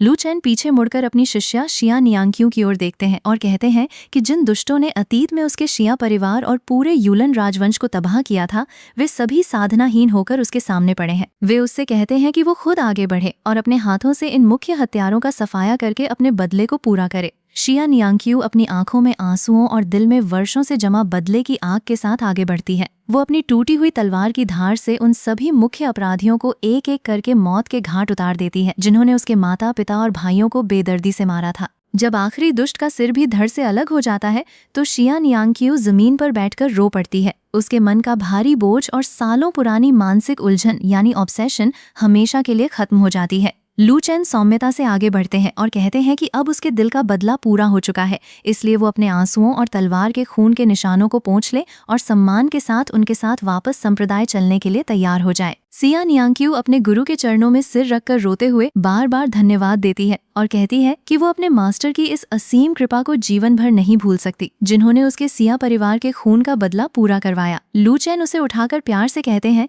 कि उसे अब ऐसा करने की कोई आवश्यकता नहीं है। तभी लू चेन पूछते हैं कि इस राजवंश के वे बाकी सदस्य और शाही परिवार जिन्होंने इस कत्लेआम में भाग नहीं लिया था, क्या वो उन्हें भी खत्म करना चाहती है या पूरे शांगवू डायनेस्टी को जड़ से मिटाना चाहती है? शिया नियांग्क्यू थोड़ा सोचती है और बहुत ही समझदारी तथा दया के साथ उत्तर देती है कि जिन लोगों ने अपराध में भाग नहीं लिया था उन्हें छोड़ देना ही उचित है। वो कहती है कि यदि पूरे राजवंश को पूरी तरह से मिटा दिया गया तो ये पूरा साम्राज्य भयंकर अराजकता और युद्ध की आग में जल उठेगा और अंत में केवल आम और बेकसूर नागरिकों को ही भुगतना पड़ेगा। वो बहुत ही परिपक्वता से कहती है कि उसकी व्यक्तिगत दुश्मनी के कारण वो पूरे संसार को तबाही में नहीं धकेलना चाहती। लू चेन उसकी ये बात सुनकर बेहद प्रसन्न होते हैं और उसकी तारीफ करते हुए कहते हैं कि ये देखकर बहुत खुशी हुई कि वो नफरत और बदले की आग में अंधी नहीं हुई है। लू चेन बताते हैं कि जब उन्होंने उस राजवंश के राजा यानी मार्शल किंग की आत्मा की जांच की थी तो उन्हें पूरी कहानी का पता चला था। वे बताते हैं कि इस राजवंश के अंदर थोड़ी सी इंसानियत बची थी,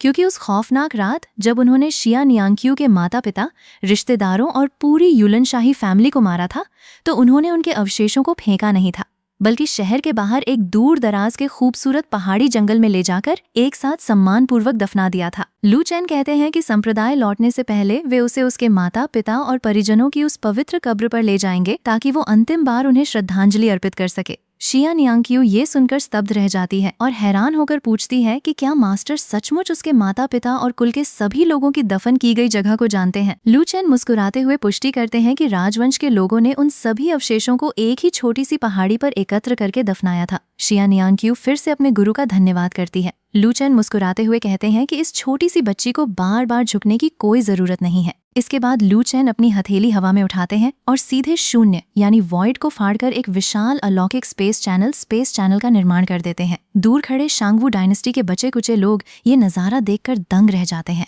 वे कांपते हुए आपस में कहते हैं कि केवल हाथ उठाकर आसमान और स्थान को चीर देना और पलक झपकते ही हजारों मील का सफर तय कर लेना कोई साधारण साधना नहीं है, ये तो सीधे ईश्वर यानी देवतुल्य शक्ति है। वे सोचते हैं कि उनका राजवंश तो एक बहुत ही खौफनाक और अमर हस्ती से दुश्मनी मोल लेने के कगार पर था और ये उनकी खुशकिस्मती थी कि वे पूरी तरह से तबाह होने से बच गए। अगले ही क्षण लू चेन और शिया नियांग्क्यू उस स्पेस चैनल के जरिए सीधे उस शांत पहाड़ी जंगल में पहुंच जाते हैं जहां उसके परिवार की कब्रें मौजूद थीं। शिया नियांग्क्यू दौड़कर उस मिट्टी के टीले के पास जाती है और रोते हुए पुकारती है कि उसके पूज्य माता पिता वो अपनी नियांग्क्यू उनसे मिलने आई है। लेकिन जब वो आसपास देखती है तो पाती है कि वहाँ कोई नाम, पट्टिका या पत्थर का शिलालेख टोम्बस्टोन नहीं लगा हुआ था। वो उलझन में पूछती है कि इतने सारे टीलों में से उसके माता पिता और भाइयों की असली कब्र कौन सी है। लू चेन अपनी उंगली से उस टीले की ओर इशारा करते हैं और बहुत ही अलौकिक स्वर में बताते हैं कि खून के अटूट रिश्तों और आत्मा के जुड़ाव के कारण वे स्पष्ट रूप से देख सकते हैं कि उसके सबसे करीबी माता पिता, बड़े भाई और बहनें सभी इसी मुख्य स्थान पर एक साथ सो रहे हैं। लू चेन वहाँ एक विशाल और कोरा पत्थर खड़ा कर देते हैं और कहते हैं कि ये शिलालेख खाली है और वो खुद अपने हाथों से इस पर अपने प्रियजनों का नाम उकेर सकती है। शिया नियांग्क्यू रोते हुए अपने मास्टर को धन्यवाद देती है और पत्थर पर बहुत ही आदर से नाम उकेरती है। शिया नियांग्क्यू उस शिलालेख के सामने घुटनों के बल बैठकर अपनी आत्मा की गहराई से अपने मृत परिजनों से बात करती है। वो रोते हुए कहती है कि उसके पूज्य पिता, माता, प्यारे भाइयों, बहनों और कुल के सभी मृत सदस्यों, उसने आज उन सभी का कत्लेआम करने वाले हत्यारों को सजा देकर अपने बदले को पूरा कर लिया है। वो कहती है कि उनके घावों पर अब मरहम लग चुका होगा और उनकी आत्माएं स्वर्ग में शांति से विश्राम कर सकती हैं। शिया नियांग्क्यू बताती है कि इन बीते सालों में उसने लगातार भागते हुए और दर दर भटकते हुए जो खौफनाक जिंदगी बिताई थी, उसने कभी अपने खून के इस बदले को नहीं भुलाया था। वो बहुत ही गर्व से अपने परिजनों को बताती है कि वो कितनी भाग्यशाली है कि उसे एक अत्यंत महान, अजेय और दयालु गुरु प्राप्त हुए हैं, जिन्होंने अकेले ही उसके सभी दुश्मनों को खत्म करके उसकी जीवन भर की मानसिक उलझन को समाप्त कर दिया। वो रोते हुए कहती है कि अब वो अकेली या असहाय नहीं है और अब वो अपने गुरु के साथ इस स्पिरिट वर्ल्ड को छोड़कर शुएनहुआंग कॉन्टिनेंट जा रही है, जहां वो पूरी निष्ठा से साधना करेगी ताकि वो अपने गुरु के नाम और अपने यूलन राजवंश के खून को कभी कलंकित न होने दे। जब शिया नियांग्क्यू अपनी प्रार्थना पूरी करके खड़ी होती है और चलने के लिए मुड़ती है तो वो अचानक देखती है कि उसके परिवार की वो कब्र हवा में गायब होने लगती है। वो घबराकर पूछती है कि उसके परिवार की कब्र कहाँ चली गई। लू चेन मुस्कुराते हुए बताते हैं कि घबराने की कोई बात नहीं है। उन्होंने इस पूरी पहाड़ी और कब्रिस्तान के चारों ओर एक अत्यंत शक्तिशाली अलौकिक सुरक्षात्मक घेरा यानी ग्रेट फॉर्मेशन सेट कर दिया है। ये फॉर्मेशन इस पूरे स्थान को बाहरी दुनिया की नजरों से पूरी तरह छुपा देगा और किसी भी तरह की जासूसी, घुसपैठ या हमले को रोक देगा ताकि अब कोई भी दुष्ट या साधक उनके अंतिम विश्राम स्थल को कभी परेशान न कर सके। शिया नियांग्क्यू ये देखकर असीम कृतज्ञता से भर जाती है और फिर से झुककर धन्यवाद देती है। लू चेन पूछते हैं कि स्पिरिट वर्ल्ड में इतने लंबे समय तक भटकने के बाद क्या अब भी उसकी कोई इच्छा, अधूरा काम या लगाव बाकी रह गया है। सिया नियांग्क्यू अपनी गर्दन हिलाते हुए बहुत ही दृढ़ता से उत्तर देती है कि उसका इस स्पिरिट वर्ल्ड में अब कोई रिश्ता, बंधन या अधूरा सपना नहीं बचा है और उसकी केवल एक ही इच्छा है कि वो अपने मास्टर के साथ संप्रदाय लौटकर जी तोड़ मेहनत से साधना करे, ताकि जब वो शक्तिशाली बने तो वो अपने गुरु और संप्रदाय की रक्षा में अपना योगदान दे सके। लू चैन ये सुनकर बहुत संतुष्ट होते हैं और कहते हैं कि चूंकि इस दुनिया का हर मोह बंधन समाप्त हो चुका है, इसलिए वे तुरंत अपने मुख्य संप्रदाय की ओर प्रस्थान करेंगे। जैसे ही वे वानफा एम्परर सेक्ट के मुख्य प्रवेश द्वार और भव्य पर्वतों के पास पहुंचते हैं, वहां पहरा दे रहे संप्रदाय के शक्तिशाली रक्षक और अधिकारी तुरंत घुटनों पर बैठकर अत्यंत आदर के साथ चिल्लाते हैं कि अधीनस्थ रक्षक पूज्य सेक्ट मास्टर का स्वागत करते हैं। सिया नियांग्क्यू ये भव्य और अलौकिक नजारा देखकर अपनी आंखों पर विश्वास नहीं कर पाती। चारों ओर उड़ते हुए अलौकिक पक्षी, बादलों को छूती हुई चोटियां और हवा में बहती हुई असीम अमर ऊर्जा देखकर वो मंत्रमुग्ध हो जाती है। वो मासूमियत से पूछती है कि क्या उनके संप्रदाय का नाम वानफा एम्परर सेक्ट है और क्या ये साक्षात स्वर्ग यानी अमर लोक इमॉर्टल रियल्म है। लू चैन हल्के से हंसते हैं और कहते हैं कि ये अमर लोक नहीं है, बल्कि केवल उनके संप्रदाय का स्थान है जहाँ आध्यात्मिक ऊर्जा थोड़ी अधिक केंद्रित है। तभी संप्रदाय के वरिष्ठ अधिकारी आगे आते हैं और लू चैन के साथ इस छोटी लड़की को देखकर पूछते हैं। लू चैन बताते हैं कि ये उनकी नई और छठी मुख्य शिष्या सिया नियांग्क्यू हैं। अधिकारी तुरंत बधाई देते हैं कि सेक्ट मास्टर ने एक और अद्वितीय और अलौकिक प्रतिभा वाले शिष्य को संप्रदाय में शामिल किया है। इसके बाद सेक्ट मास्टर लू चैन अपने दिव्य कक्ष में पहुंचते हैं और अपनी आवाज की तरंगों से अपने अन्य 3 छोटे शिष्यों को तुरंत तलब करते हैं। कुछ ही क्षणों में 3 बेहद चंचल और प्रतिभावान बच्चे, छोटी निंगयू, लिंगयुनजी और हन बिंगली दौड़ते हुए कक्ष में प्रवेश करते हैं। छोटी निंगयू आते ही चहकते हुए पूछती है कि मास्टर ने उन्हें किस लिए बुलाया है और क्या उनके लिए कोई बहुत ही स्वादिष्ट फल या खाने की चीज आई है। वो मासूमियत से कहती है कि अगर कोई स्वादिष्ट चीज है तो मास्टर उसे जल्दी से बाहर निकालें। लू चैन अपनी इस छोटी शिष्या की चंचलता पर मुस्कुराते हैं और कहते हैं कि सब लोग शांत हो जाएं, क्योंकि उन्होंने उन्हें एक बहुत ही खास व्यक्ति से मिलाने के लिए बुलाया है। लू चैन अपनी बगल में खड़ी सिया नियांग्क्यू की ओर इशारा करते हुए बताते हैं कि ये उनकी नई एक्सेप्टेड शिष्या सिया नियांग्क्यू है, जो आज से उनकी छठी छोटी बहन यानी 6th जूनियर सिस्टर बन चुकी है। इसलिए वे सब आपस में एक दूसरे से परिचय करें।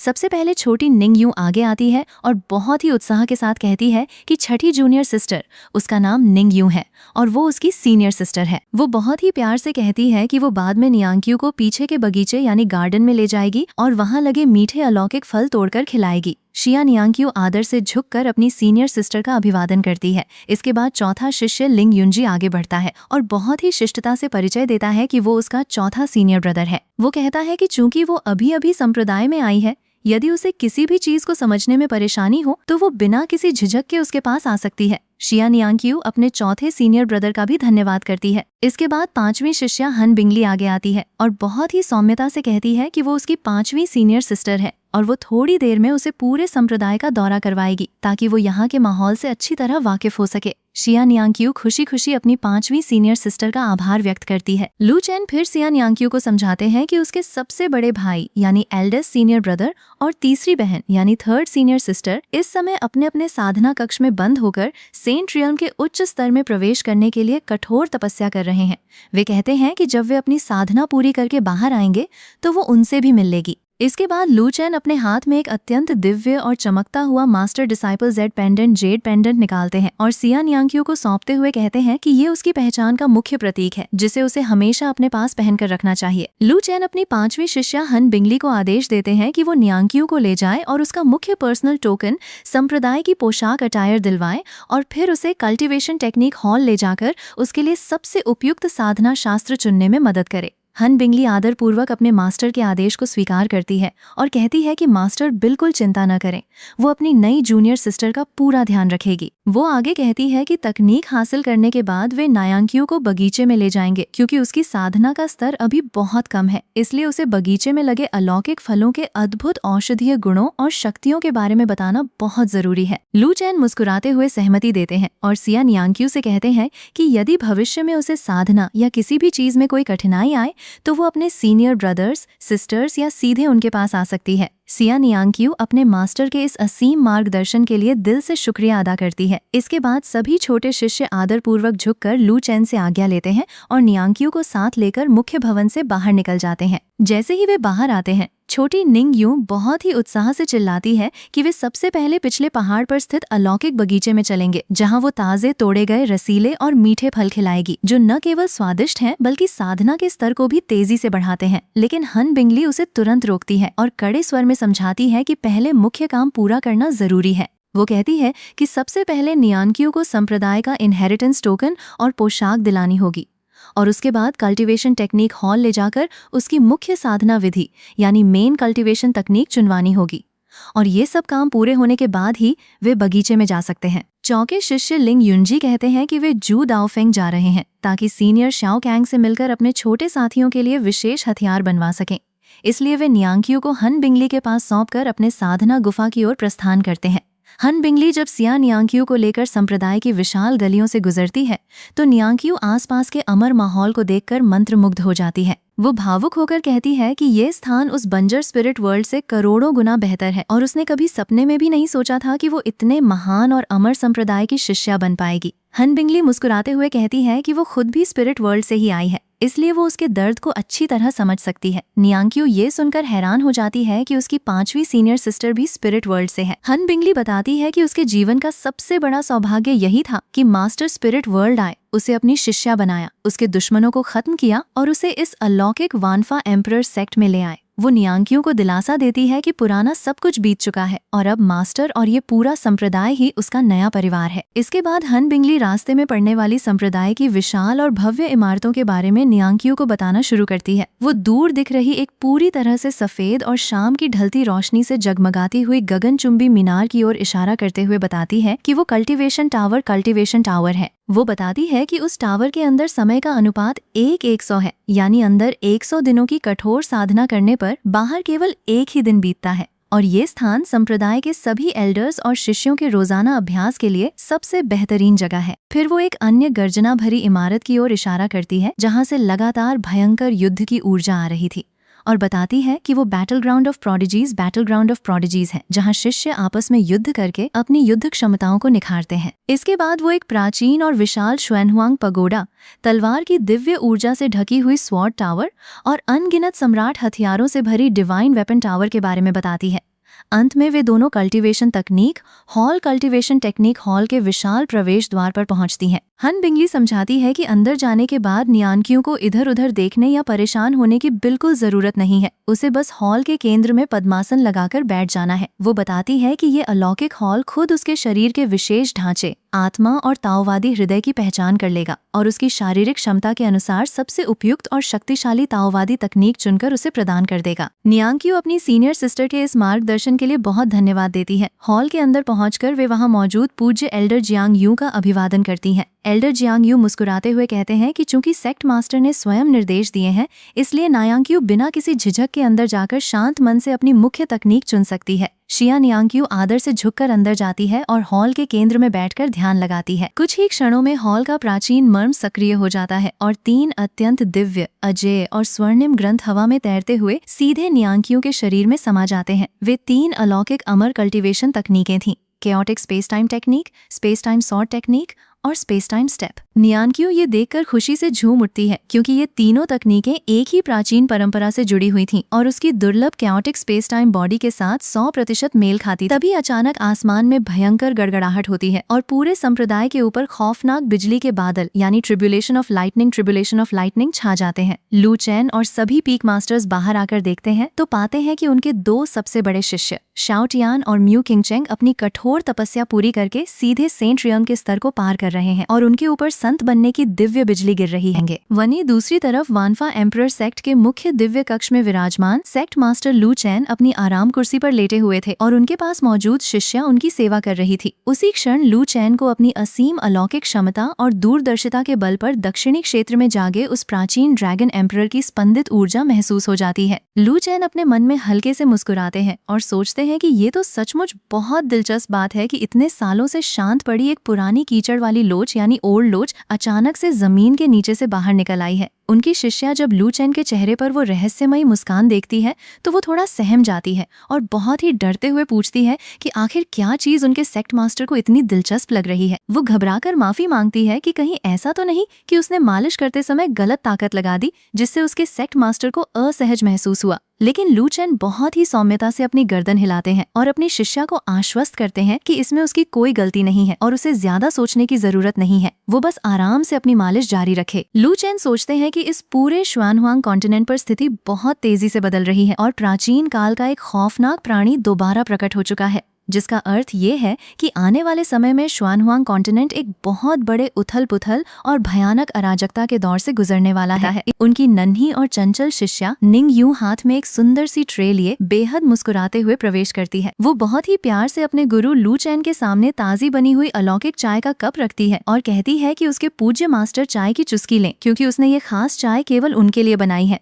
लू चेन चाय का कप उठाते हुए मुस्कुराते हैं और अपनी नन्ही शिष्या की ओर देखकर मजाकिया लहजे में पूछते हैं कि आज वो इतनी ज्यादा समझदार और आज्ञाकारी कैसे बन गई जो खुद चलकर अपने गुरु के लिए चाय बनाकर लाई है। लू चेन पूछते हैं कि आखिर इस मासूमियत के पीछे वो कौन सी नई शरारत या छोटी सी चाल छिपा रही है। नन्ही निंग यू तुरंत अपने मासूम चेहरे पर एक बड़ी सी मुस्कान लाती है और चहकते हुए कहती है कि वो तो हमेशा से ही अपने मास्टर की बहुत ही अच्छी और आज्ञाकारी बच्ची रही है। फिर वो असली मुद्दे पर आते हुए बताती है कि उसके चौथे सीनियर ब्रदर शाओ लाओ अपनी कठोर एकांत साधना पूरी करके बाहर आ चुके हैं और उनका साधना स्तर बहुत ही ऊंचा और खौफनाक हो चुका है। वो अपने गुरु को उनका पुराना वादा याद दिलाते हुए कहती है कि मास्टर ने खुद वादा किया था कि जब शाओ लाओ अपनी साधना पूरी करके बाहर आ जाएंगे तो वे उन सभी छोटे शिष्यों को बाहर की दुनिया में घूमने और मौज मस्ती करने जाने की अनुमति देंगे। लू चेन अपनी इस नन्ही शिष्या के भोलेपन पर हंस पड़ते हैं। वे कहते हैं कि पहाड़ से नीचे उतरकर बाहर जाने की अनुमति तो वे दे सकते हैं, लेकिन इस बार केवल वे 3 छोटे बच्चे ही अकेले बाहर नहीं जाएंगे। वे मजाक में कहते हैं कि यदि उन तीनों छोटे शैतानों को अकेले बाहर जाने दिया गया तो वे पूरी दुनिया को उल्टा करके रख देंगे और हर जगह तबाही मचा देंगे। नन्ही निंग यू खुशी से उछल पड़ती है और कहती है कि मास्टर जिसे चाहे उसे उनके साथ भेज दें। जब तक उन्हें बाहर जाने मिल रहा है वे अपने गुरु की हर बात मानने को तैयार हैं। तभी लू चेन अपनी आवाज की तरंगों से अपने अन्य शिष्यों लिंग यूनजी, हन बिंगली और लू हुआयांग शाओ को अपने कक्ष में बुलाते हैं। तीनों शिष्य तुरंत हाजिर होकर अपने मास्टर को प्रणाम करते हैं। लू चेन मुस्कुराते हुए पूछते हैं कि उनकी दूसरी सीनियर सिस्टर और लू हुआयांग शाओ इस बार अपने अनुभव और साधना को निखारने के लिए पहाड़ से नीचे उतरकर बाहरी दुनिया में जाने की तैयारी कर रहे हैं, तो क्या वे सब भी इस यात्रा पर उनके साथ जाना चाहते हैं? लिंग यूनजी और हन बिंगली बिना एक पल की देरी के बहुत ही उत्साह से उत्तर देते हैं कि वे अपने मास्टर के इस फैसले से बेहद खुश हैं। वे कहते हैं कि वे काफी लंबे समय से संप्रदाय के अंदर बंद होकर साधना कर रहे हैं और वे लंबे समय से बाहरी दुनिया में जाकर वास्तविक लड़ाइयों का अनुभव प्राप्त करना चाहते थे, ताकि वे नश्वर संसार यानी मॉर्टल वर्ल्ड के दुखों और संघर्षों को देखकर अपने ताओवादी हृदय यानी डाओ हार्ट को और अधिक मजबूत कर सकें। लू चेन ये सुनकर बहुत संतुष्ट होते हैं। वे बताते हैं कि इस बार वे उन सभी शिष्यों को शुआनहुआंग कॉन्टिनेंट के सदर्न रीजन यानी दक्षिणी क्षेत्र में भेज रहे हैं। लू चेन अपने चौथे शिष्य लिंग यूनजी की ओर देखते हैं और बहुत ही सहानुभूति भरे स्वर में कहते हैं कि वे जानते हैं कि यूनजी के अतीत की कुछ अधूरी उलझने, खूनी कड़वाहट और पुराने हिसाब किताब उस दक्षिणी क्षेत्र की धरती से गहराई से जुड़े हुए हैं। वे कहते हैं कि ये यात्रा केवल एक साधारण प्रशिक्षण यानी ट्रेनिंग नहीं है, बल्कि ये उसके लिए अपने जीवन के उन पुराने पन्नों को पलटने, अपने दुश्मनों से बदला लेने और अपने ताओवादी हृदय के सारे कांटों को हमेशा के लिए उखाड़ फेंकने का सबसे बेहतरीन मौका है। लिंग यूनजी अपने गुरु की इस असीम दया और समझदारी को देखकर भावुक हो जाता है और घुटनों के बल बैठकर रोते हुए धन्यवाद देता है कि उसके मास्टर उसकी हर भावना का कितना ध्यान रखते हैं। तभी संप्रदाय के 3 नए प्रतिभावान शिष्य सू किंगरुओ, चेन पिंगैन और चेन डॉक्शुअन आदरपूर्वक कक्ष में प्रवेश करते हैं और सेक्ट मास्टर लू चेन को झुककर प्रणाम करते हैं। लू चेन उन तीनों की ओर देखते हैं और बहुत प्रसन्नता से कहते हैं कि उनकी साधना की नींव बेहद मजबूत और शुद्ध है। लू चेन पूछते हैं कि क्या उनके पीक मास्टर्स ने उन्हें इस विशेष यात्रा के बारे में सब कुछ बता दिया है।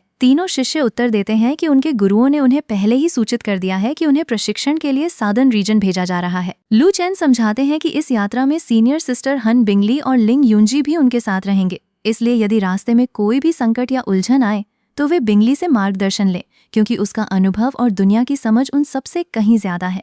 लू चैन खुलासा करते हैं कि उन्होंने खास तौर पर इस समय उन्हें सदर्न रीजन क्यों भेजा है। वे बताते हैं कि वहाँ के प्रसिद्ध मॉन्स्टर फॉरेस्ट के अंदर एक बहुत ही भयंकर बीस्ट टाइड छिड़ चुका है, जिसने आसपास के अनगिनत शहरों और बेकसूर नागरिकों के जीवन को खतरे में डाल दिया है। वे कहते हैं कि ये खूनी और अराजक माहौल उनकी युद्ध क्षमताओं को तराशने, अपनी तकनीकों को आजमाने और अपने ताओवादी हृदय को लोहे की तरह मजबूत बनाने के लिए सबसे बेहतरीन अभ्यास स्थल साबित होगा। तभी चंचल छोटी निंग यूं चहकते हुए अपने साथी शिष्य से पूछती है कि क्या ये वही मॉन्स्टर फॉरेस्ट है जिसके बारे में उसने पहले बताया था कि वहाँ के राक्षसों का मांस बेहद स्वादिष्ट और रसीला होता है। उसका साथी मुस्कुराकर पुष्टि करता है कि ये वही जगह है। ये सुनते ही छोटी निंग यूं अपनी आंखें चमकाते हुए चिल्लाती है कि वे दुष्ट राक्षस शहरों पर हमला करके बहुत बुरा काम कर रहे हैं, इसलिए वो खुद जाकर उन सभी राक्षसों का सफाया करेगी और लौटने पर अपने मास्टर के लिए सबसे स्वादिष्ट राक्षस का मांस पकाकर लाएगी। लू चैन अपनी इस नन्ही शिष्या की बात पर हंसते हैं, लेकिन सख्त हिदायत देते हैं कि बाहर जाने के बाद उन सभी को अपनी सीनियर सिस्टर हन बिंगली के निर्देशों का पूरी निष्ठा से पालन करना होगा और कोई भी अपनी मर्जी से बिना सोचे समझे कोई बेवकूफी भरा कदम नहीं उठाएगा। सभी शिष्य एक स्वर में कसम खाते हैं कि वे बहुत ही आज्ञाकारी रहेंगे और अपने गुरु की सीख को कभी नहीं भूलेंगे।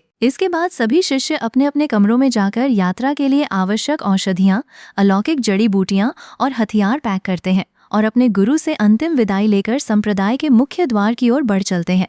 लेकिन संप्रदाय से बाहर निकलते ही शिष्या सु किंगरुओ थोड़ा झिझकते हुए रुक जाती है। वो अपने सीनियर ब्रदर लिंग युनजी और हन बिंगली की ओर देखती है और बहुत ही भावुक स्वर में निवेदन करती है कि मॉन्स्टर फॉरेस्ट के भयंकर युद्ध में कूदने से पहले वो एक बार अपने पुराने घर यानी सूजिया विलेज जाना चाहती है। वो कहती है कि उसके दिल में अपने उस तबाह हुए गांव का जो भयानक दर्द और खून का बदला अटका हुआ है, वो पहले उस कत्लेआम का हिसाब चुकता करना चाहती है और उसके बाद ही वो उनके साथ मुख्य जंगल में जाकर राक्षसों से लड़ेगी। सीनियर सिस्टर हन बिंगली और लिंग युनजी बहुत ही प्यार से उसकी बात से सहमत होते हैं। वे कहते हैं कि इसमें कोई परेशानी की बात नहीं है। वे सभी पहले उसके साथ उसके गांव सूजिया विलेज चलेंगे और वहां के डाकुओं या अपराधियों का सफाया करने में उसकी मदद करेंगे, क्योंकि 1 या 2 दिन देरी होने से कोई बड़ा फर्क नहीं पड़ने वाला है। इसी बीच दक्षिणी क्षेत्र के कैंगन सिटी के बाहर का दृश्य पूरी तरह से बदल चुका था। लिंग फैमिली के शक्तिशाली रक्षक और उनके दूसरे तथा तीसरे पुत्र अपनी विशाल और अनुशासित सेना के साथ शहर के मुख्य प्रवेश द्वार पर पहुंच चुके थे।